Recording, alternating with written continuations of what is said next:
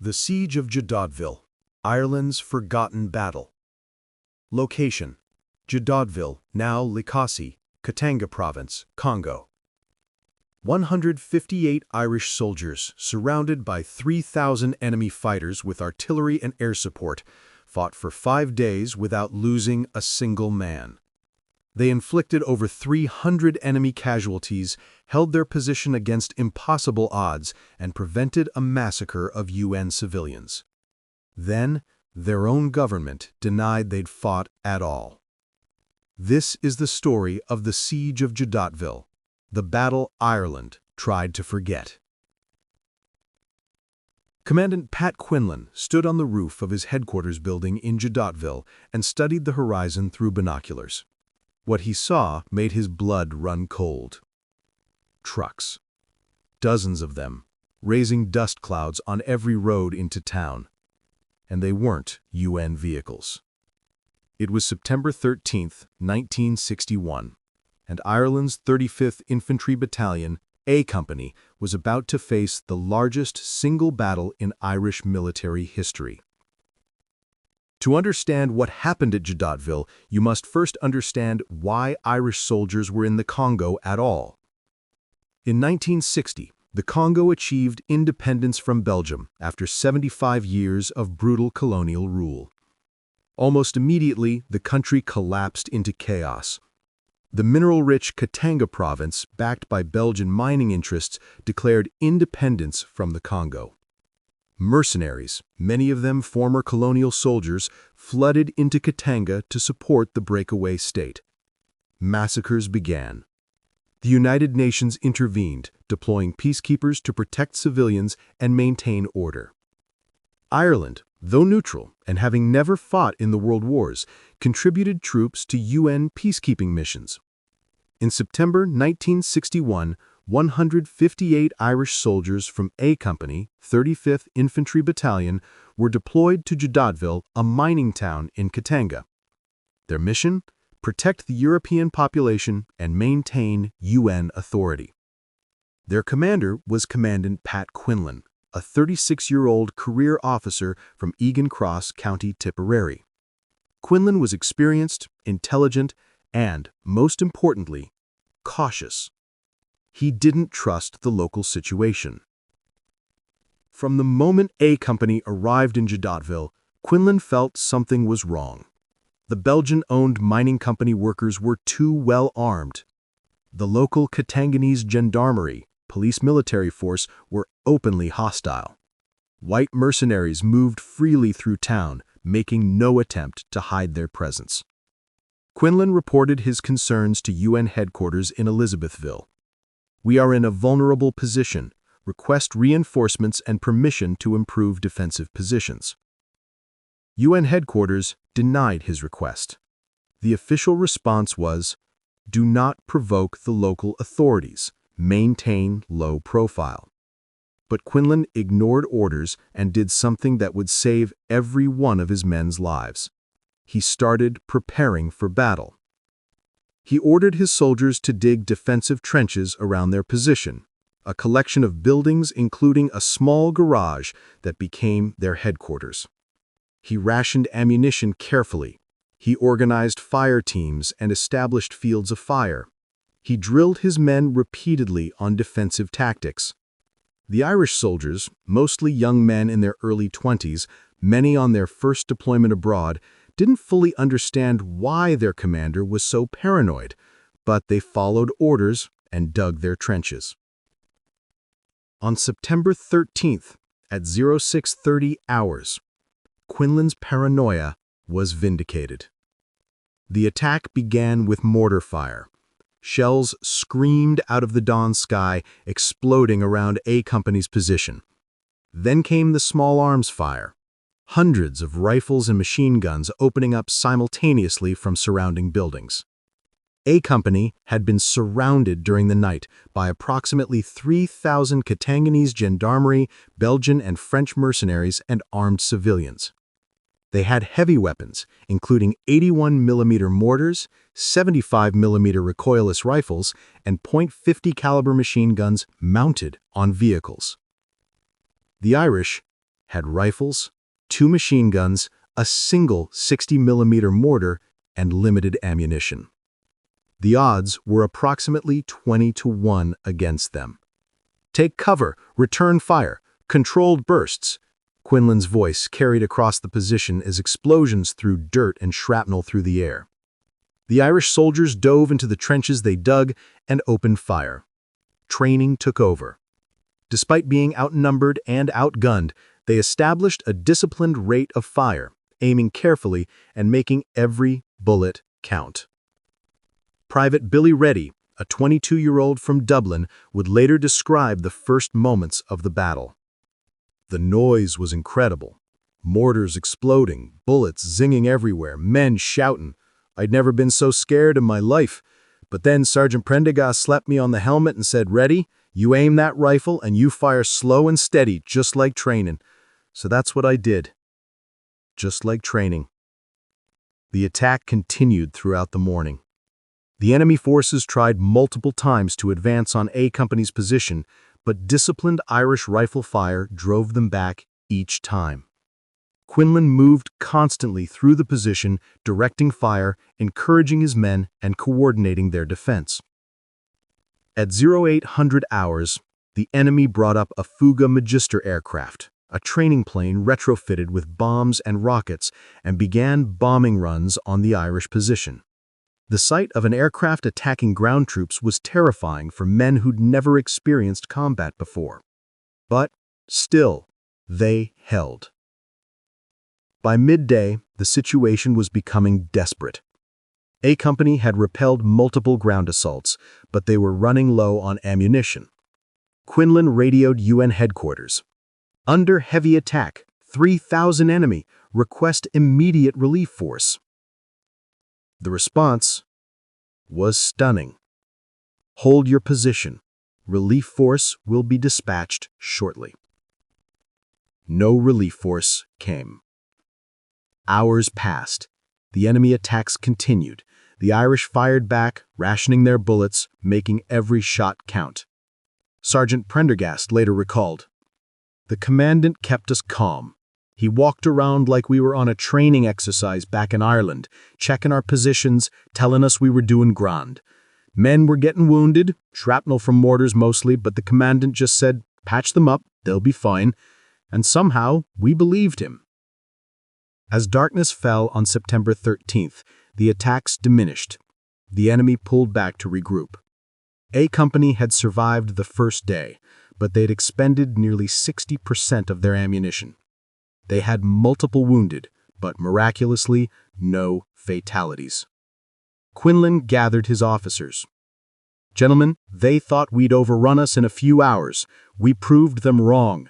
Now they know we'll fight. Tomorrow will be worse. Make sure every man has water, ammunition, and knows his job.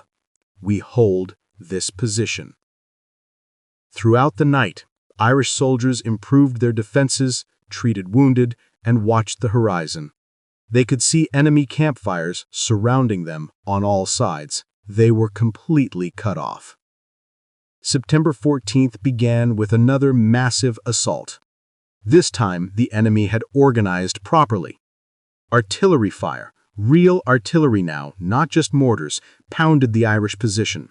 Then came 3 Fuga Magister aircraft, dropping bombs and strafing with machine guns. Under this covering fire, approximately 1,000 Katanganese troops and mercenaries advanced. The Irish let them get close, conserving ammunition, then opened fire at effective range. The disciplined volley from Lee Enfield rifles, accurate to 600 meters in trained hands, cut through the advancing enemy like a scythe. The enemy ranks wavered, broke, and retreated, leaving dozens of dead and wounded in the open ground. Private Patrick Mullins, operating one of A Company's 2 Vickers machine guns, fired in short, controlled bursts, conserving ammunition while maintaining suppressing fire. Years later, he would describe the moment. "You couldn't think about what you were doing. You just focused on the technical aspects: traverse, elevation, rate of fire." Sergeant O'Sullivan kept saying, "Short bursts, Mullins, short bursts." I must have fired 1,000 rounds that day. The gun got so hot we had to pour water on it between attacks. By afternoon, A Company had repelled 4 major ground assaults, but they were down to their last reserves of ammunition. Quinlan again radioed UN headquarters. Critical ammunition shortage. Have wounded requiring medical evacuation. Request immediate relief. The response: hold your position. Help is coming. Still, no help came. On September 15th, the 3rd day of the siege, the situation became critical. A Company was nearly out of ammunition. They jury-rigged repairs to damaged equipment. Water was running low. The wounded, now numbering over 20 men, were being treated in a makeshift aid station with dwindling medical supplies. The enemy, having learned respect for Irish marksmanship, changed tactics. Instead of mass assaults, they maintained constant harassing fire with mortars and snipers, trying to wear down the defenders psychologically. It nearly worked. The stress of constant bombardment with no sleep, limited water, and the knowledge that they'd been abandoned began to affect morale. Men started questioning whether UN headquarters had forgotten about them. Quinlan addressed his company. I know you're tired. I know you're scared. I know you feel like we've been left here to die. But look around you. Look at what we've achieved. We've held off an army with a platoon. We've protected the civilians in this town. We haven't lost a single man. The enemy has lost hundreds. When we get home, and we will get home, you'll be able to tell your children that you stood your ground when it mattered. Hold the line. Just a bit longer. The speech worked.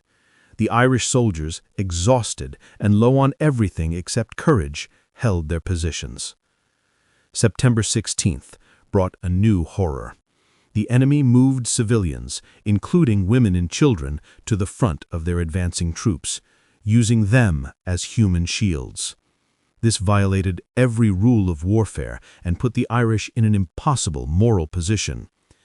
Quinlan made a command decision. Do not fire on civilians under any circumstances. Wait until enemy troops present clear targets, then engage. This allowed the enemy to advance closer than before, but the Irish maintained their moral standards. When the enemy troops eventually exposed themselves to fire, the Irish engaged with precision shooting, avoiding the civilians. By the end of September 16th, A Company was down to approximately 20 rounds per man. They'd been fighting for 4 days. Still, no relief force had arrived. Finally, on September 17th, after 5 days of continuous combat, Quinlan received a radio message from UN headquarters. No relief force is coming. You are ordered to surrender to prevent further casualties. The message was devastating. The Irish soldiers had held their position against impossible odds, inflicted massive casualties on the enemy, and protected civilians. And now they were being ordered to surrender. Quinlan gathered his officers and NCOs. Gentlemen, we've been ordered to surrender. I'll not lie, this isn't what I wanted. But we've done our duty and more. No man here has anything to be ashamed of. We fought with honor and will surrender with honor. At 1500 hours on September 17, 1961, Commandant Pat Quinlan led A Company in surrender to Katanganese forces. The final statistics of the siege of Jadotville were remarkable.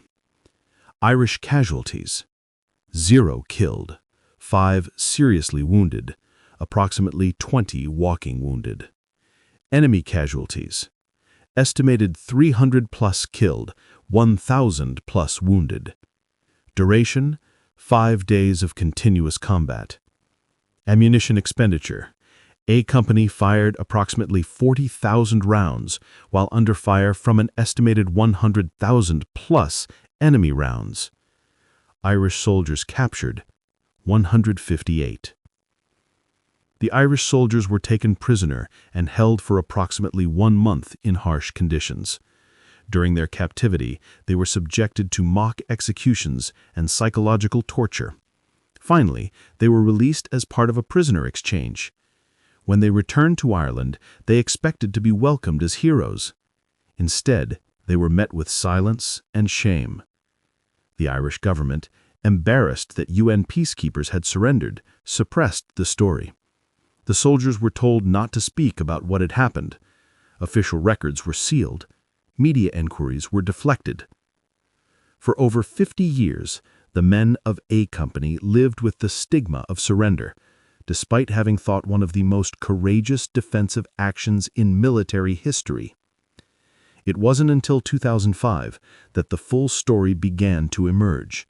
Historians researching UN records in New York discovered the true facts of the Siege of Jadotville. International military analysts compared the battle to famous last stands like Rorke's Drift and determined that Quinlan's leadership and his soldiers' performance were exceptional. In 2016, the Irish government finally acknowledged what had happened. President Michael D. Higgins awarded the Unit Citation for Gallantry to A Company, 35th Battalion, the highest military honor Ireland can bestow on a unit. Commandant Pat Quinlan, who died in 1997, was posthumously recognized for his leadership. Survivors of the siege, most now in their 70s and 80s, finally received the acknowledgement they deserved. At the medal ceremony, Private Billy Reddy, now 77 years old, said, "For 50 years, people thought we just gave up. They didn't know we fought like lions. They didn't know the commandant was a tactical genius who saved all our lives. They didn't know we held off 3,000 men with 158. Now they know.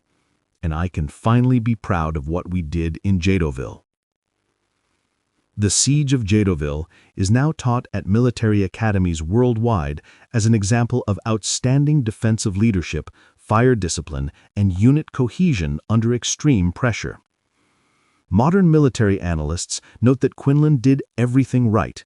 He recognized the threat early, prepared defensive positions, maintained unit discipline, rationed resources, kept morale high, and achieved the primary objective: 0 friendly fatalities despite overwhelming enemy superiority.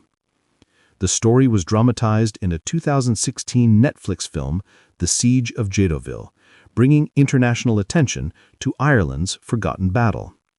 But perhaps the best tribute to A Company came from an unexpected source.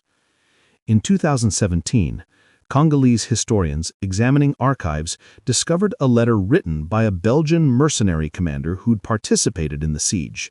He wrote to his superior, "We attacked the Irish position with every advantage: numbers, heavy weapons, air support. We lost hundreds of men. The Irish lost none. I have fought in 3 wars, and I have never encountered soldiers with such discipline and determination. If all UN peacekeepers fought like the Irish at Jadotville, there would be peace in the Congo by now." 158 Irish soldiers held off 3,000 attackers for 5 days, inflicted massive casualties, suffered no fatalities, and then endured 50 years of shame for doing everything right. The Siege of Jadotville, Ireland's forgotten battle, where ordinary men achieved extraordinary things and then had to wait half a century for the world to notice.